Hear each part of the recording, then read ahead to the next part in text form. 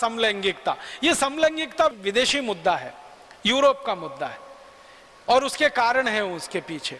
और कारण उनके यहाँ ये है, वो ये कहते हैं, यूरोप के सभी दार्शनिक इस बात को मानते हैं कि शरीर का आनंद ही चरम आनंद है।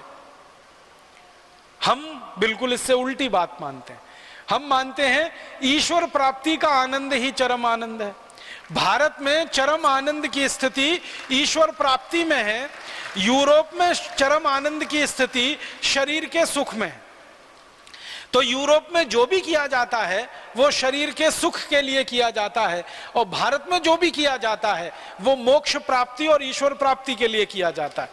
तो हम संगीत में जाएं, हम गीत में जाएं, हम नृत्य में जाएं, कहानी में जाएं, कविता में जाएं, नाटक में जाएं, हम चित्रकारी में जाएं, कलाकारी में जाएं, कहीं भी जाएंगे, हमारा लक्ष्य है ईश्वर की प्राप्ति, मोक्ष की प्राप्ति और इच्छाओं से मुक्ति। यूरोप वाले और अमेरिका वाले चाहते हैं शरीर का सुख, शरीर का सुख, शरीर का सुख। तो उनको शरीर का सुख एक तरीके से लेना, थोड़ी देर के बाद उसमें ऊब हो जाती है तो दूसरे तरीके से लेना, फिर उसमें ऊब हो जाती है तो तीसरे तरीके से लेना, फिर उसमें ऊब आ जाती है तो चौथे तरीके से लेना। तो चूंकि शरीर का सुख ही सब कुछ है और वही जीवन का अंतिम लक्ष्य है, क्योंकि वो मानते हैं कि ये शरीर एक बार ही मिला है, आगे मिलेगा कि नहीं मिलेगा पता ही नहीं। ना वो पुनर्जन्म को मानते हैं, ना पूर्व जन्म को मानते हैं।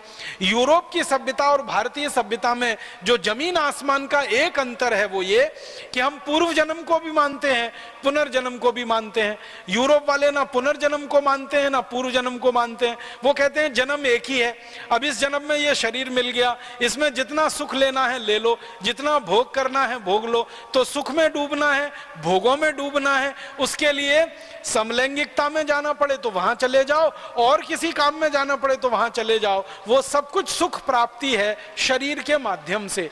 इसलिए उनके यहाँ समलैंगिकता एक बहुत बड़ा प्रश्न है, और इतना बड़ा प्रश्न है कि अमेरिका के राष्ट्रपति को अपना चुनाव जीतने के लिए इस पर वायदा करना पड़ता है, तब जाकर वहां चुनाव जीता जा सकता है। यूरोप के देशों की सरकारों में जो प्रधानमंत्री और राष्ट्रपति बनते हैं उनको वायदा करना पड़ता है कि समलैंगिकता के प्रश्न पर वो क्या करेंगे क्या नहीं करेंगे, तब जाकर वहां चुनाव जीता जा सकता है। माने समाज का बहुत महत्वपूर्ण विषय है वो, और इतना महत्वपूर्ण है आप अंदाजा लगाओ कि अमेरिका के राष्ट्रपति को कानून बनाना पड़ता है कि समलैंगिक लोग सेना में रह सकते हैं, समलैंगिक लोग वायुसेना में रह सकते हैं, समलैंगिक लोग जल सेना में रह सकते हैं, माने वहां की पुलिस में रह सकते हैं, कानून में रह सकते हैं, शिक्षा में रह सकते हैं। हर जगह समलैंगिक लोगों के लिए आधार बनाना पड़ता है, स्थान देना पड़ता है, क्योंकि उनके समाज का सबसे प्रमुख विषय है। भारत के समाज के लिए यह कोई विषय ही नहीं है, हमारे समाज के लिए इसका कोई महत्व ही नहीं है, क्योंकि हमने शरीर के सुख को जीवन का अंतिम सुख माना ही नहीं है कभी। हमारे यहाँ तो ईश्वर की प्राप्ति ही अंतिम सुख है और उसी में चरम आनंद है, और उसी लिए सच्चिदानंद की कल्पना इस देश में की गई है। तो हमारी तो प्रश्न अलग हैं, मान्यताएं अलग हैं, और उसके हिसाब से व्यवस्थाएं अलग हैं। इसलिए भारत में समलैंगिकता कोई विषय नहीं है। लेकिन पश्चिम के मीडिया ने भारत में समलैंगिकता का विषय बनना चाहिए और इस पर बहस होनी चाहिए और समाज में बंटवारा होना चाहिए, आधे लोग इधर आधे लोग उधर, उसकी पूरी ताकत लगाकर कोशिश की है। और उसी कोशिश का दुष्परिणाम है हमारे हाई कोर्ट के द्वारा, दिल्ली हाई कोर्ट के द्वारा दिया गया निर्णय और सुप्रीम कोर्ट में दाखिल की गई एक याचिका। ये उसी का अंतिम हिस्सा है। इसके पीछे पूरा पश्चिम का जगत लगा हुआ है, मीडिया लगा हुआ है। क्यों? वो जानते हैं कि भारत में अगर ये विषय चल पड़ा और भारत के लोगों के द्वारा ये विषय अगर स्वीकृत हो गया तो कितना बड़ा बाजार उनको यहाँ मिल जाएगा, जो समलैंगिक लोगों की वस्तुओं की बिक्री के लिए यूरोप और अमेरिका में भी उपलब्ध नहीं। उनको यहाँ का बाजार दिखाई देता है, इसलिए उनको भारत के विषय बदलवाने हैं।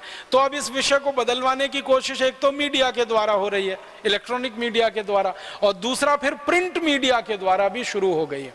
हमारे यहाँ कविताएं, कहानियां, नाटक छापने वाली पत्रिकाएं खूब इस विषय को आजकल उठा रही हैं, और इस विषय में कहानियां लिखवाई जा रही हैं, इस विषय में कविताएं लिखवाई जा रही हैं, नाटक किए जा रहे हैं, नाटक लिखवाए जा रहे हैं, नाटक दिखाए जा रहे हैं।